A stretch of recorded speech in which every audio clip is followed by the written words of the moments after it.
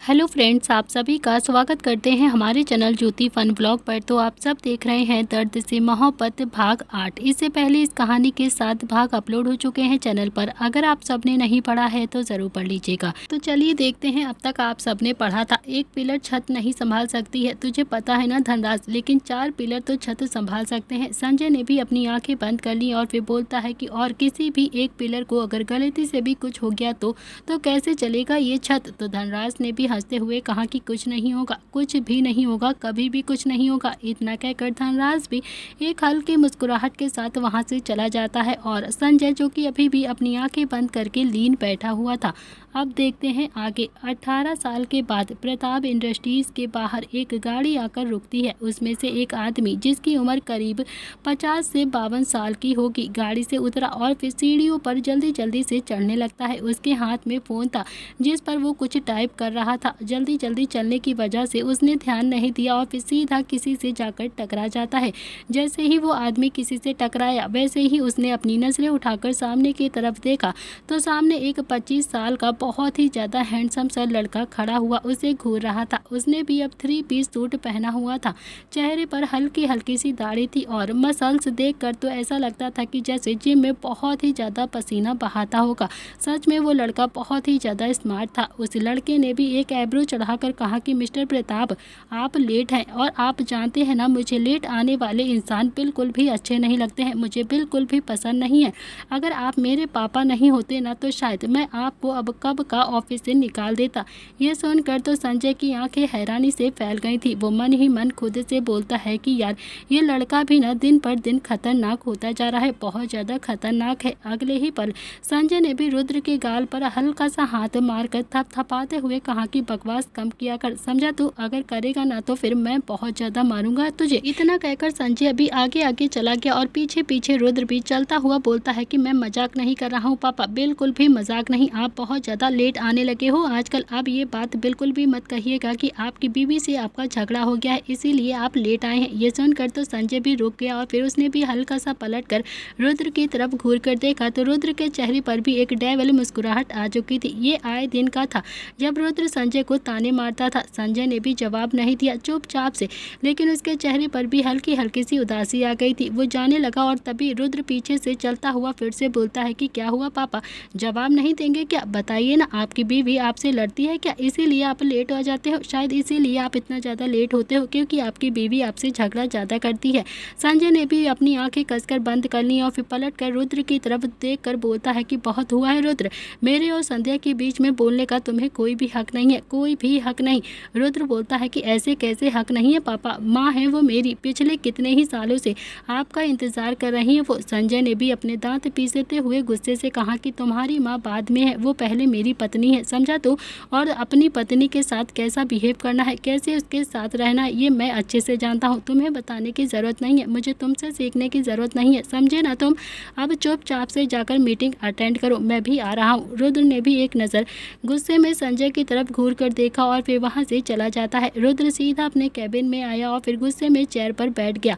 उसकी आंखों के सामने एक बड़ी सी फ्रेम में संध्या की फ़ोटो लगी हुई थी और फिर वो संध्या की फ़ोटो को देखकर बोलता है कि माँ, अगर आपसे प्रॉमिस ना किया होता ना तो शायद यहाँ पर नहीं रहता, बिल्कुल भी नहीं रहता। मैं आपके पास आ जाता, आपके साथ में रहता। माँ, मुझे नहीं रहना है पापा के साथ, मुझे बिल्कुल भी नहीं रहना, मुझे आपके साथ रहना है, आपका प्यार चाहिए मुझे। लेकिन आपने मुझे यहाँ पर भेज दिया पापा के साथ रहने के लिए, बिल्कुल भी अच्छा नहीं किया आपने मेरे साथ। और तभी कैबिन का दरवाज़ा खुलता है और सामने धनराज खड़ा हुआ था। धनराज की तरफ देखकर रुद्र ने भी अब खुद को नॉर्मल करने की कोशिश करी, लेकिन धनराज बचपन से ही रुद्र को जानता था, वो उसकी हर एक नस को जानता था। वो अंदर आया और फिर चेयर पर बैठता हुआ बोलता है कि अब क्या हुआ है रुद्र, तुम इतना ज़्यादा परेशान क्यों लग रहे हो? रुद्र ने कहा कि पापा आखिर बताते क्यों नहीं है कि उन्होंने माँ को घर से क्यों निकाला है, क्यों उनसे दूर रहे हैं वो? धनराज बोलता है कि कुछ राज राज ही होते हैं ना तो अच्छे लगते हैं बेटा, तुम नहीं समझोगे इस बात को। वो सब कुछ छोड़ो, एक गुड न्यूज़ है तुम्हारे लिए, बहुत बड़ी। रुद्र ने भी हल्का सा मुंह फुलाकर कहा कि अंकल, मुझे कोई भी गुड न्यूज़ नहीं सुननी है, कुछ भी नहीं चाहिए मुझे। धनराज ने कहा कि गुड न्यूज़ तो बहुत बहुत ही ज़्यादा अच्छी है और खासकर तुम्हारे लिए ना बहुत अच्छा रिश्ता आया है। ये सुनकर तो रुद्र काफ़ी ज़्यादा गुस्से में धनराज की तरफ देखकर बोलता है कि अंकल बस आप ना मजाक मत किया करिए मुझसे, मेरा दिमाग पहले से ही बहुत ज़्यादा ख़राब है, मुझे पापा समझ में नहीं आते हैं और फिर ऊपर से आप ऐसी बातें कर रहे हो। धनराज ने भी अब हंसते हुए कहा कि अरे बेटा ऐसी बातें नहीं कर रहा हूँ, मैं सच कह रहा हूँ, सच तुम्हारे लिए एक बहुत ही अच्छा रिश्ता आया है। रुद्र भी अपनी जगह से खड़ा हुआ और फिर इधर उधर चक्कर लगाकर अपने गुस्से को शांत करने की कोशिश करने लगता है। उसे इस वक्त बहुत ही ज़्यादा गुस्सा आ रहा था। फिर वो धनराज की तरफ देखकर बोलता है कि अभी तो नील भाई की भी शादी नहीं हुई है और आप चाहते हो कि मैं पहले ही शादी कर लूँ, मैं पहले ही दूल्हा बन जाऊँ। धनराज ने कहा कि नहीं, मैंने कब कहा कि तुम शादी कर लो, मैंने बस ये कहा है कि तुम्हारे लिए रिश्ता आया है। रुद्र ने कहा कि तो फिर जो भी लेकर आया है ना उसे उल्टे पाँव वापस भेज दो, बता दीजिएगा मुझे अभी शादी नहीं करनी है, वरना आप जानते नहीं हो कि फिर मैं इस वक्त बहुत ही ज़्यादा गुस्सा में हूँ, कुछ भी कर दूंगा उनके साथ। ये सुनकर तो धनराज जोर जोर से हंसने लगता है। रुद्र ने एक आईब्रो चढ़ाकर कहा कि ये क्या है अंकल, मैं कोई बच्चा हूँ क्या जो आप मुझे ऐसे मजाक कर रहे हो, मुझसे एकदम से मजाक मत किया करिए। धनराज हंसकर बोलता है कि अरे तुम्हारा रिएक्शन देखना था मुझे बस। रुद्र भी जाकर अपनी चेयर पर बैठ गया और फिर बोलता है कि मेरा रिएक्शन देखने के लिए इतना बड़ा झूठ आपने मुझसे बोल दिया। धनराज ने कहा कि अरे बेटा झूठ नहीं है, कभी ना कभी तो शादी करोगे ही तुम। रुद्र बोलता है कि शादी करने के लिए नहीं बना हूँ मैं अंकल। धनराज ने भी हंसते हुए कहा कि अच्छा तो फिर क्या भगवा धारण करोगे क्या तुम। रुद्र के चेहरे पर भी हल्की हल्की सी मुस्कुराहट आ गई थी। फिर वो बोलता है कि आपको लगता है कि कोई लड़की मेरे गुस्से को सह सकती है क्या, कोई लड़की मुझे झेल पाएगी। मैं जानता हूँ अंकल, मेरे गुस्से को कोई भी बर्दाश्त नहीं कर सकता है, कोई भी लड़की मेरे साथ नहीं एडजस्ट कर पाएगी। धनराज ने कहा कि देखो रुद्र, महादेव ना सबके साथ न्याय करते हैं, तुम्हारे साथ भी जरूर करेंगे, कोई ना कोई तो होगी ही जो तुम्हारे कान पकड़कर तुम्हें ठीक करेगी, जो तुम्हें भी सुधार सकती है, तुम्हारे गुस्से को भी। रुद्र ने हंसकर कहा कि कोई भी नहीं है अंकल और ना ही कोई होगी जो मेरे कानों तक अपने हाथ लेकर जाए। खैर छोड़िए ये सारी बातें, आप किसी काम से आए थे क्या मुझसे बात करने। धनराज बोलता है कि अरे हाँ, मैं तो भूल ही गया था बेटा, तुम्हें गुड न्यूज़ देने के लिए आया था। रुद्र ने इस बार एक आईब्रो चढ़ाकर कहा कि गुड न्यूज़, अभी थोड़ी देर पहले तो आपने मुझे गुड न्यूज़ दे दी थी ना।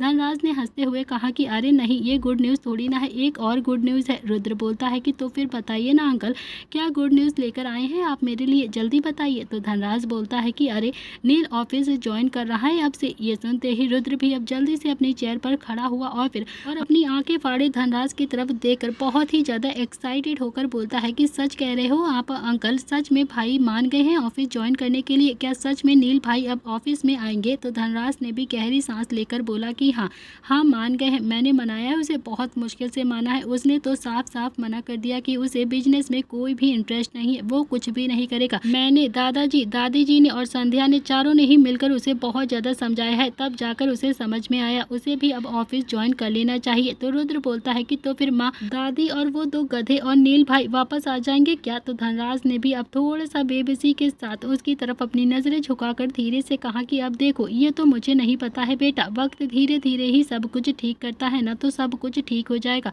रुद्र थोड़ा सा उदास होकर बोलता है कि और कितना वक्त चाहिए अंकल, कितना वक्त लगेगा। धनराज ने कहा कि देखो जो खुशी हमारे सामने होती है ना, हमें उसे पहले एंजॉय कर लेना चाहिए, तो फिर बात का बाद में देखेंगे। ये सोचो कि नील अब कौन सा कैबिन दोगे तुम। रुद्र बोलता है कि अरे अंकल इसमें सोचना क्या है, पापा वाला कैबिन है ना वही दे दूंगा। धनराज ने कहा कि ओ अभी तेरे पापा जिंदा है, मरे नहीं है वो, तेरे पापा नहीं मानेंगे समझा। तो रुद्र ने कहा कि अरे पापा मानेंगे क्योंकि पापा रिटायरमेंट ले रहे हैं। धनराज ने थोड़ा हैरानी से कहा कि संजय रिटायरमेंट कभी भी नहीं लेगा बेटा। रुद्र बोलता है कि लेकिन अब तो लेनी पड़ेगी क्योंकि पापा की जगह अब भाई लेगा। वैसे भी ये बताइए ना कि नील भाई कब आएगा इस ऑफिस में। धनराज बोलता है कि बस आज की ही मीटिंग में आएगा नील, आज से ही वो ज्वाइन कर रहा है। रुद्र ने भी टाइम देखा तो अभी 10 बज रहे थे, 10:15 बजे की मीटिंग शुरू होने वाली थी। रुद्र ने भी जल्दी से अपनी टेबल से नीचे उतरकर खड़ा हुआ और फिर अपने फोन को देखा और फिर मोबाइल को जेब में रख लिया, लैपटॉप उठाया और बोलता है कि तो फिर चलिए ना अंकल, मीटिंग रूम में वेट करते हैं ना नील भाई का, वो वहीं पर आ जाएंगे, चलिए अब हमें यहाँ पर खड़े होने से कोई फायदा नहीं है। धनराज ने भी हाँ में अपनी गर्दन हिलाई और फिर वो भी रुद्र के पीछे पीछे कैबिन से चला जाता है।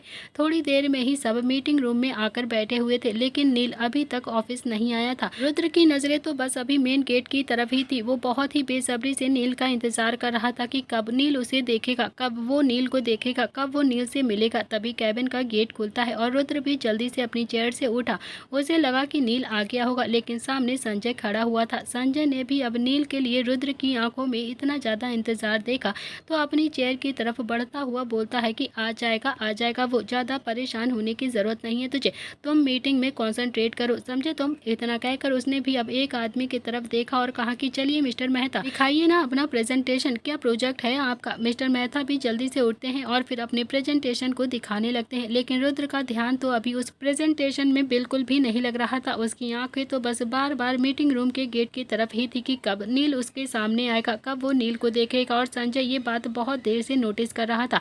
मीटिंग खत्म हो गई थी लेकिन नील अभी तक ऑफिस नहीं आया था। रुद्र ने भी अपना लैपटॉप और फाइल दोनों ही उठाई और थोड़ा सा गुस्से से मीटिंग रूम से बाहर चला गया। संजय ने भी सबकी तरफ देखा और फिर सबसे हाथ मिलाकर अच्छे से हैंडल किया और फिर सबको जाने का इशारा किया। सबके जाने के बाद संजय ने धनराज की तरफ देखकर कहा कि देख रहे हो ना तुम, कितना ज़्यादा बिगड़ गया है ये, कितना ज़्यादा अकड़ है इसके अंदर। धनराज बोलता है कि अरे यार बिगड़ा नहीं है, नील नहीं आया है ना, इसीलिए थोड़ा सा परेशान है ये। संजय ने कहा कि तो फिर उसके अंदर इतनी अकल तो होनी ही चाहिए ना कि वहाँ से यहाँ पर आने के लिए 2 घंटे लगते हैं, 2 घंटे में तो वो आ पाएगा ना, नहीं आया होगा तो फिर लेट हो गया होगा, आ जाएगा। इसका मतलब ये तो नहीं है कि पूरी मीटिंग में मुंह फुलाकर रखे रहेगा, किसी से भी कोई बात नहीं करेगा। धनराज बोलता है कि अरे तो भाई तू मुझे क्यों सुना रहा है, मैं क्या करूँ, इसमें मेरी क्या गलती है, नील की भी तो गलती है ना। कल उसने मुझसे कहा था कि वो मीटिंग शुरू होने से पहले ही आ जाएगा, लेकिन देखो ना अभी तक नहीं आया।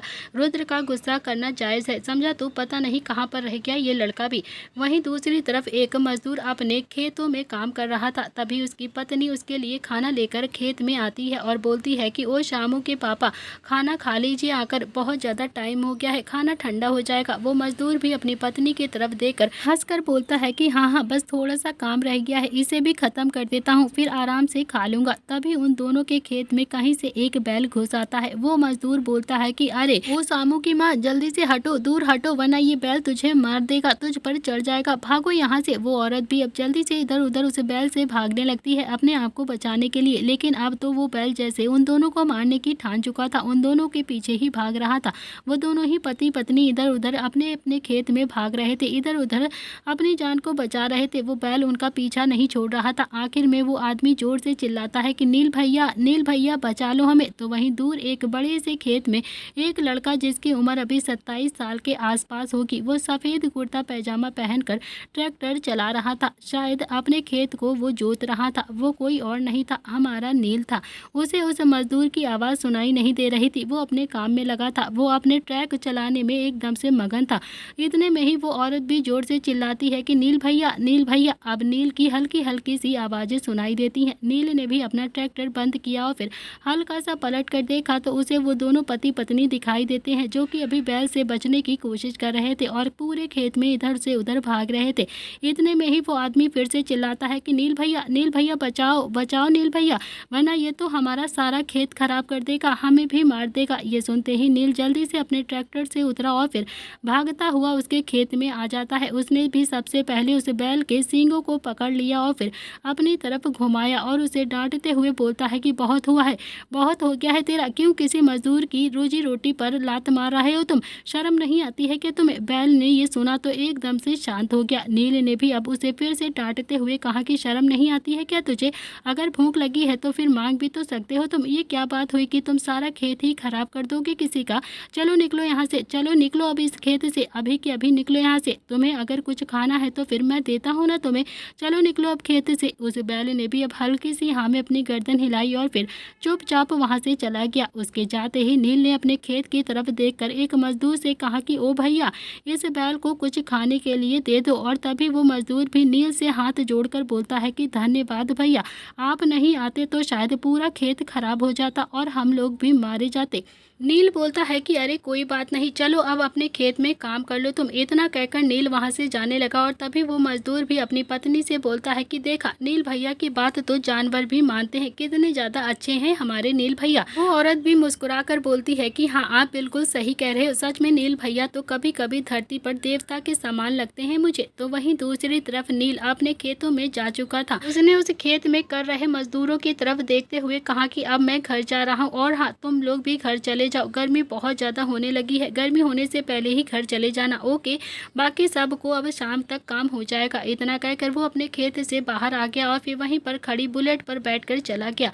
थोड़ी देर में उसने भी अपनी बुलेट पुश्तैनी हवेली के बाहर आकर रोकी। जैसे ही वो बुलेट से उतरकर अंदर गया, सामने संध्या हाथ बांधकर खड़ी हुई थी। नील ने भी कसकर अपनी आंखें बंद कर ली थी, क्योंकि वो अच्छे से जानता था कि अब उसे संध्या बहुत ज्यादा डांटेगी, अब उसकी डांट पड़ने वाली है। नील धीरे धीरे अंदर गया और चिल्लाता हुआ बोलता है कि चंद्रकला, चंद्रकला, तुम्हारी बहू को सुबह सुबह कुछ काम नहीं है क्या, जो खड़ी हो जाती है मेरा रास्ता रोक कर हमेशा मुझे डांटने के लिए। अरे बाहर आओ, जल्दी से बाहर आओ चंद्रकला, इससे पहले कि माँ के नाजुक नाजुक से हाथ मेरे गालों पर पड़ जाएं, जल्दी से आओ। संध्या भी गुस्से में नील की तरफ देखे जा रही थी। संध्या भी अब 45 साल की हो गई थी, लेकिन लगती बिल्कुल भी नहीं थी। कहीं ना कहीं संजय के प्यार ने उसे अभी तक जवान रखा था।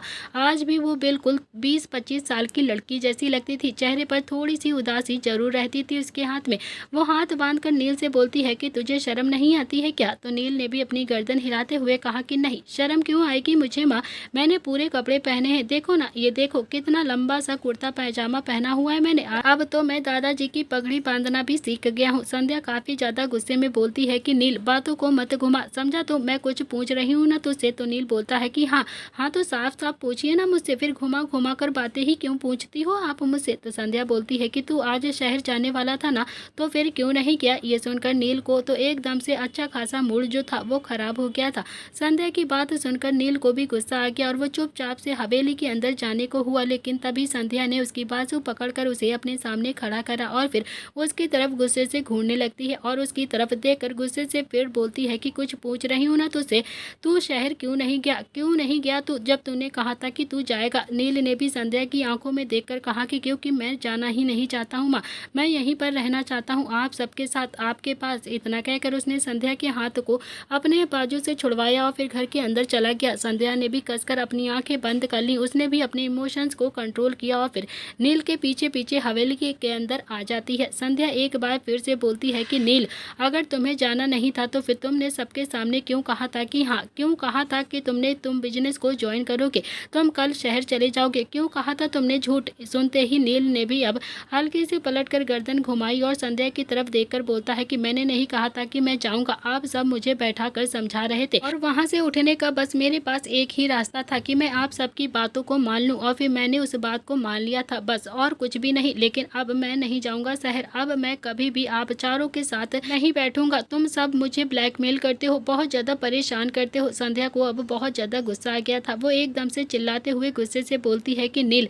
तुम मेरा दिमाग बिल्कुल भी खराब मत करो, बहुत ज्यादा खराब कर रहे हो तुम मेरा दिमाग। ये सुनते ही चंद्रकला अपने कमरे से निकलकर बाहर आती हैं और फिर एक बार नील की तरफ देखती हैं और एक बार संध्या की तरफ देखती हैं। संध्या ने भी चंद्रकला की तरफ देखते हुए कहा कि ये आपका पोता अपनी बात से पलट रहा है माँ। तो नील ने कहा कि ये गलत बात है, मैं अपनी बातों से नहीं पलट रहा हूँ माँ। नीलकंठ प्रताप सिंह अपनी बात से कभी भी नहीं पलटता है, बस मैंने उस वक्त ऐसे ही बोल दिया था कि मैं चला जाऊंगा। संध्या भी काफी ज्यादा गुस्से में बोलती है कि ऐसे ही बोल दिया था का मतलब क्या होता है? तुम क्या बेवकूफ हो क्या? अकल नहीं है क्या तुम्हारे अंदर? 4 लोग तुम्हारे सामने बैठकर तुम्हें इतना ज्यादा समझा रहे हैं, तुम उनकी बातों को इतने आराम से टाल देते हो, इग्नोर कर देते हो तुम। संध्या ने फिर से चंद्रकला की तरफ देखते हुए कहा कि माँ कुछ समझाती क्यों नहीं हो आप अपने पोते को? चंद्रकला ने भी नील की तरफ देखा तो नील बोलता है कि चंद्रकला, मेरे और माँ के बीच में मत आओ तुम। तो चंद्रकला बोलती है कि हाँ हाँ, मैं तुम माँ बेटों के बीच में बिल्कुल भी नहीं आऊंगी। मैं क्यों आऊंगी? भला क्या मेरा ही सिर खुजा रहा है क्या जो मैं तुम दोनों के बीच में बोलूंगी? मुझे बिल्कुल भी नहीं बोलना है। इतना कहकर चंद्रकला तो वहां पर आराम से जाकर सोफे पर बैठ जाती हैं। तो वहीं संध्या ने भी अब हल्के से गुस्से में नील की तरफ देखा और कहा कि नील, आखिर जाना क्यों नहीं चाहते हो तुम? क्यों नहीं जाना चाहते हो? आज नहीं तो कल तुम्हें बिजनेस तो संभालना ही होगा ना। कम से कम ये तो सोचो कि रुद्र अकेला क्या क्या करेगा वहाँ पर। नील बोलता है कि रुद्र अभी बुढ़ा नहीं हो रहा है माँ, अभी तो बहुत ज्यादा वक्त है उसके पास, अभी तो वो जवान हुआ है, तब तक तो निहाल और शुभ दोनों को कॉलेज भी खत्म हो जाएगा ना, दोनों ही करेंगे ना कंपनी को ज्वाइन। मुझे नहीं करना है, बिजनेस की टेंशन मत लिया करो माँ आप, 2 भाई मेरे और भी हैं। अगले ही पल संध्या ने भी नम आंखों से कहा कि नील, तुम मेरी बातों को क्यों नहीं मानते हो? क्यों नहीं मानते हो तुम मेरी बातों को? मैंने तुमसे कहा था ना कि अपने पापा के पास रहो, तुम हमेशा उनके साथ रहो, लेकिन तुम जबरदस्ती मेरे साथ यहाँ पर आगे रहने के लिए। नील से अब संध्या का रोना देखा नहीं जा रहा था। उसने भी अपने दोनों हाथों से संध्या की बाजू पकड़ी और फिर उसे वहीं सोफे पर आराम से बैठा दिया और फिर खुद भी उसके पैरों के पास आकर ज़मीन में बैठ जाता है, क्योंकि मैं पापा से नाराज़ हूँ, बहुत ज़्यादा नाराज़ हूँ। मैं उनके पास जाना ही नहीं चाहता हूँ माँ। उन्होंने आपको घर से निकाल दिया, वो आपसे इतने सालों से दूर रह रहे हैं और फिर कोई वजह भी नहीं बताई। नहीं जाऊँगा मैं उनके पास बिल्कुल भी। संध्या भी नम आंखों से बोलती है कि क्यों नहीं जाएगा, क्यों नहीं जाएगा, कोई ठोस वजह बता मुझे। इस बार नील ने भी अकड़ के साथ कहा कि क्योंकि उन्होंने आपको घर से निकाल दिया इसलिए नहीं जाऊँगा। आपको निकालना मतलब मुझे निकालना है। छोटा सा था जब आपकी विदाई हो रही थी ना, तो फिर आपकी मम्मा रो रही थी, मैंने भी अपनी आंखों से देखा था। तब मैंने अपनी मम्मा से कहा था कि नानी आप परेशान मत होइएगा, मैं अपनी छोटी सी माँ का अच्छे से ख्याल रखूंगा, मैं अपनी छोटी माँ का हमेशा ध्यान रखूंगा। बस इसीलिए नहीं जाना चाहता हूँ, मैं हमेशा आपके साथ रहना चाहता हूँ। अगर आप चाहती हो कि मैं वहाँ पर चला जाऊँ तो फिर आपको भी मेरे साथ चलना होगा। इतना कहकर नील भी अब वहाँ से उठ गया और वहाँ से चला गया। उसके जाते ही संध्या की आंखों में हल्का हल्का पानी आ गया और फिर एकदम से झरना बनकर बह जाती हैं। उसने चंद्रकला की तरफ देखा तो चंद्रकला बोलती है कि बड़ा हो गया है, अब वो सही गलत की समझ है उसके अंदर। अगर उसने कुछ डिसाइड किया है तो फिर कुछ सोच कर ही डिसाइड किया होगा ना। संध्या तू क्यों रोती रहती है, तुझे रोने का कोई भी हक नहीं है, समझी। तो संध्या बोलती है कि रोऊं नहीं तो क्या करूं माँ, संजय अकेले हैं, आप जानती है ना रुद्र का गुस्सा। कल धनराज भैया कह रहे थे ना कि रुद्र तो अपने पापा से ठीक से बात तक नहीं करता है, ना ही उनमें कोई भी इंटरेस्ट लेता है, कोई ना कोई तो उनके पास होना ही चाहिए। आप नहीं समझेंगी माँ, अकेले हैं मेरे संजय, बिल्कुल नहीं समझेंगी आप। संध्या रोती हुई अपने कमरे की तरफ बढ़ जाती है। चंद्रकला ने एक बार संध्या की तरफ देखा, उसके कमरे की तरफ देखा, जो कि अभी एक बार नील के कमरे की तरफ देखकर खुद से बोलती है कि पता नहीं इसे घर में क्या हो रहा है, कब समझेंगे ये बाप और बेटे, पता नहीं क्या हो रहा है मेरे घर में। इतना कहकर वो भी नील के कमरे की तरफ बढ़ जाती हैं। नील अपने लैपटॉप पर उंगलियां चला रहा था। चंद्रकला बोलती है कि कमरे में आ जाऊं या फिर ना हूं। तो नील ने भी एक नज़र चंद्रकला की तरफ देखा और बोलता है कि आ तो गई हो दादी, अब कितना अंदर आओगी, आ जाओ ना, जब यहाँ तक आ गई हो आओ बैठो। तो चंद्रकला भी जाकर अब नील के पास उसके बेड पर आराम से बैठ गई और फिर उसने अगले ही पल नील के गाल पर एक चांटा जड़ दिया। नील ने भी एक हाथ अपने गाल पर रखा और फिर एक बार चंद्रकला की तरफ घूरकर देखा और कहा कि दादी आपको नहीं लगता है कि आजकल आपके हाथ कुछ ज़्यादा ही चलाने लगी हो मेरे ऊपर, आजकल आप मुझे ज़्यादा ही बजा रही हो। तो दादी ने भी गुस्से में कहा कि अच्छा तेरा बाप कम है क्या उस बच्ची को रुलाने के लिए, जो तू भी वही काम कर रहा है, क्यों रुलाता रहता है मेरी संध्या को, तू भी और तेरा बाप भी। नील ने भी अपना लैपटॉप बंद किया और फिर उसे बेड से साइड में फेंका और फिर खड़े होकर दोनों ही हाथ कमर पर रखकर बोलता है कि यार ये सास बहू एक ही रोना क्यों रोती रहती हो, क्या मैंने ही सबका ठेका लेकर रखा है, यही चाहती हो ना कि मैं जाकर पापा का बिजनेस संभाल लूँ। तो ठीक है, सबसे पहले मुझे रीजन जानना है कि आखिर पापा ने माँ के साथ ऐसा क्यों किया, क्यों पापा ने हमारी माँ को घर से निकाला, क्यों उनसे इतने सालों से दूर रह रहे हैं। चंद्रकला बोलती है कि एक और थप्पड़ खाएगा मुझसे क्या, मुझे क्या पता, अगर मुझे पता होता तो अब तक तेरे माँ पापा की सुलह ना करा देती मैं, मुझे कुछ भी नहीं बताया है इन लोगों ने। लेकिन कुछ भी कहो, संजय का प्यार वैसा का वैसे ही, आज भी वो संध्या से बहुत ज़्यादा प्यार करता है, संध्या भी संजय के लिए बिल्कुल पागल है, तू नहीं समझेगा। मैं तो अब इतना जानती हूँ कि तुम सब के चक्कर में मेरा बुढ़ा भी मुझसे दूर हो गया यार। नील बोलता है कि मुझे समझना भी नहीं है आप लोगों की ये बातें, और हाँ रही बात आपके बुढ़े की तो फिर वो भी ना आते रहते हैं आपसे मिलने के लिए, सब जानता हूँ मैं, सब कुछ पता है मुझे दादी। चंद्रकला ने इस बार धीरे से समझाते हुए नील से कहा कि नील तू अपने पापा के पास रहेगा तो क्या पता तुझे रीजन का भी पता चल जाए, क्या पता तुझे पता चल जाए कि आखिर तेरे बाप ने तेरी माँ को ऐसे घर से क्यों निकाला, क्यों कर रहे हैं तेरे बाप तेरी माँ के साथ ऐसा। नील अब एकदम से सोच में पड़ गया था और कहीं ना कहीं चंद्रकला कह तो बिल्कुल सही रही थी कि वो वहाँ जाएगा तो कुछ ना कुछ तो जरूर पता चलेगा। नील ने भी अपनी एक एब्रो चढ़ाकर कहा कि मुझे फंसाकर वहाँ पर भेजने की चाल तो नहीं चल रही हो ना चंद्रकला, क्या होगा जब नील और संजय एक साथ एक ही घर में रहेंगे, क्या होगा जब पापा को एक साथ 2 नालायक बेटों को झेलना पड़ेगा और बाद में 4 नालायक बेटों को भी झेलना पड़ेगा और फिर उसके बाद उनकी बेबियों और उसके बाद उनके बच्चों को भी झेलना पड़ेगा। क्या मोड़ लेकर आएगी ये कहानी जब नील जाएगा उस शहर वाले घर में रुद्र के पास रहने के लिए। इतना कहकर नील ने भी अब चंद्रकला की तरफ देखा और दोनों ही हाथ हीरो की तरफ फैला दिए। चंद्रकला ने भी अपनी हथेली अपने माथे पर मारकर कहा कि तू और तेरी ये नौटंकी, क्या नौटंकी करता है तू यार, बिल्कुल नौटंकी बाज है तू, पूरा गांव कहता है कि तू बहुत ही ज़्यादा समझदार है, लेकिन मेरा दिल जानता है कि तू कितना बड़ा नौटंकी है, एक नंबर का नौटंकी। नील भी आखिर में चंद्रकला के पास आकर बैठ गया और फिर एक हाथ से चंद्रकला के गाल को पकड़कर हिलाते हुए बोलता है कि अरे मेरी प्यारी दादी, तुम तो नाराज़ हो गई मुझसे, तुम्हारा पोता तुमसे बहुत प्यार करता है। माँ गुस्से में है और फिर बहुत ज़्यादा रो रही होंगी ना, मैं जाता हूँ उनके पास उनको मनाने के लिए। इतना कहकर वो उठकर वहाँ से जाने लगा, लेकिन तभी चंद्रकला ने नील की बाजू पकड़कर फिर से उसे अपने पास बैठाते हुए प्यार से कहा कि तू चाहता है ना कि संध्या हमेशा खुश रहे, वो कभी भी ना रोए, तो फिर ठीक है, उसकी खुशी ना संजय में ही है, वो संजय के साथ ही खुश रह सकती है। तू चला जाना बेटा, तू जाएगा तो वो भी बहुत ज़्यादा खुश हो जाएगी, तू चला जाएगा तो उसे संतुष्टि मिल जाएगी, तू फिक्र मत कर, तेरी माँ के पास मैं हूँ। वो तू नालायक भी तो है ना, तेरी माँ के पास तेरी माँ को कोई भी दुख नहीं होगा। नील बोलता है कि अरे उन दोनों नालायकों को जब पता चलेगा कि मैं यहाँ से चला गया तो फिर आपको क्या लगता है कि वो यहाँ पर टिकेंगे? बिल्कुल भी नहीं रुकेंगे वो मेरे बिना यहाँ पर। चंद्रकला बोलती है कि जब तक उनका कॉलेज पूरा नहीं होता है ना, तब तक तो यहाँ पर रहना ही पड़ेगा, वो यहीं पर ही रहेंगे। और क्या पता क्या वो वहाँ पर जाकर संजय और संध्या के बीच में सुलह भी करवा दें और फिर हम सब वापस प्रताप हाउस में चले जाएंगे। बेटा जा, तेरा जाना वहाँ पर ज़रूरी है। संध्या क्या चाहती है? यही तो चाहती है ना कि तेरे पापा उसे इज्जत के साथ लेने के लिए आए, और फिर तू भी तो यही चाहता है ना कि तेरे माँ पापा एक साथ में रहे। नील ने भी हाँ में अपनी गर्दन हिलाई और फिर आखिरकार नील को चंद्रकला और संध्या की बात समझ में आ गई थी और वो प्रताप हाउस जाने के लिए अब एकदम से तैयार हो गया था। कहीं ना कहीं उसने भी अपने मन में ये बात बैठा ली थी कि शायद जब वो वहाँ पर जाएगा तो उसे वो रीजन भी पता लग सके, जिस रीजन की वजह से संजय मतलब उसके पापा ने उसकी माँ को हमेशा के लिए घर से निकाल दिया था और आज भी उनसे दूर रह रहे थे। नील भी अब तैयार होकर बाहर आता है। संध्या भी आरती की थाली लेकर आराम से खड़ी होकर मुस्कुरा कर उसकी आरती उतार रही थी। नील बोलता है कि माँ प्लीज, ये क्या हिंदी फिल्मों की तरह आप आरती की थाली लेकर खड़ी हो जाती हो हर बार? क्या मैं इतना ज्यादा सुंदर हूँ जो आप बार बार मेरी आरती उतारती हो? मैं कौन सा जंग लड़ने के लिए जा रहा हूँ? मिस्टर प्रताप के पास ही तो जा रहा हूँ रहने के लिए। यह सुनकर संध्या ने भी सबसे पहले नील के गाल पर हल्का सा चांटा जड़ा और फिर मुस्कुरा कर प्यार से बोलती है कि पापा का नाम लेते हैं क्या? देखना नील, मैं ना तुझे बहुत ज्यादा प्यार करती हूँ, तू ना अपने पापा का नाम बिल्कुल भी मत लिया कर। सबसे ज्यादा प्यार तुझे ही तो करती हूँ मैं, क्योंकि तू सबसे ज्यादा बड़ा है और सबसे पहले तू ही मेरी जिंदगी में आया था। बस तुझसे इतनी सी उम्मीद रखती हूँ कि अपने पापा का दिल कभी भी मत दुखाना, कभी भी उन्हें नाराज मत करना, अपने पापा का अच्छे से ख्याल रखना, उन्हें बिल्कुल भी अकेला मत छोड़ना, वो बहुत ज्यादा अकेले हैं, तू समझ रहा है ना, उन्हें तेरे सपोर्ट की जरूरत है।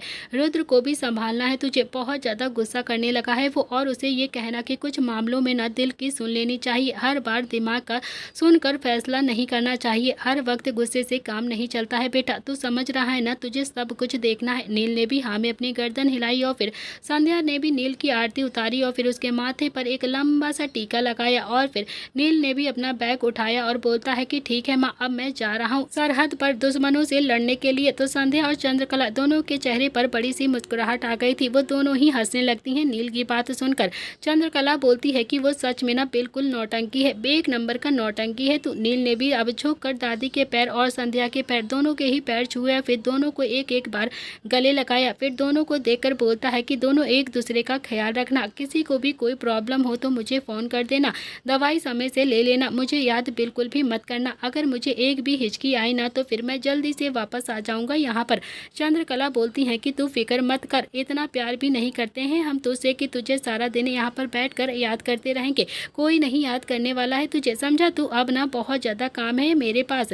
नील बोलता है कि अरे डार्लिंग, तुम्हारी बात नहीं कर रहा हूँ मैं तो माँ की बात कर रहा हूँ, माँ की, वो मुझे बहुत ज़्यादा याद करेंगी। संध्या ने भी मुस्कुरा कर कहा कि नहीं करूँगी तुझे याद, बस तू अपने पापा का ख्याल रखना, समझा तू? नील ने भी हाँ में अपनी गर्दन हिलाई और फिर एक ही बात को वो बचपन से सुनता आ रहा था कि वो अब तो उसे भी वो बात समझ में आ गई थी, उसे भी अब आदत पड़ गई थी कि फिर वो अपना बैग उठाकर सीधा हवेली से बाहर चला जाता है। थोड़ी देर के बाद उसकी गाड़ी हवेली से चली जाती है। उसके जाते ही संध्या एक बार फिर से नम आंखों से दादी की तरफ देखने लगती हैं।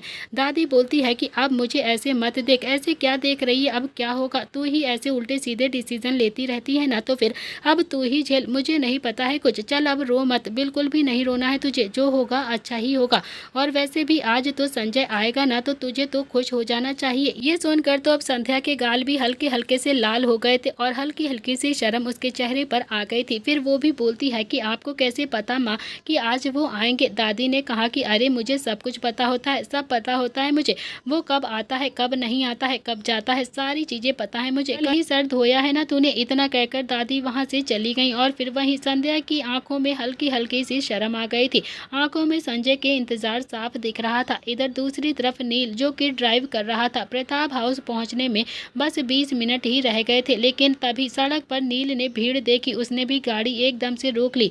नील बहुत ही देर से भीड़ को छांटने की कोशिश कर रहा था, भीड़ को हटाने का इंतजार कर रहा था, लेकिन बहुत देर हो गई थी, भीड़ हट ही नहीं रही थी। आखिरकार नील भी अब गाड़ी से बाहर आया और फिर भीड़ की तरफ देखकर बोलता है कि अरे भाई साहब, आगे से हट जाइए ना, मुझे जाना है, लेट हो रहा है। और तभी भीड़ में से एक आवाज आती है, पागल है तो हम क्या करें, हम इसमें कुछ भी नहीं कर सकते हैं। पागल है तो फिर पागल खाने छोड़कर आओ ना, यहाँ पर खुले आम क्यों छोड़कर रखा है इसे। नील ने भी एक नज़र भीड़ की तरफ देखा, लेकिन उसे भीड़ के आसपास कुछ भी नहीं नजर आ रहा था।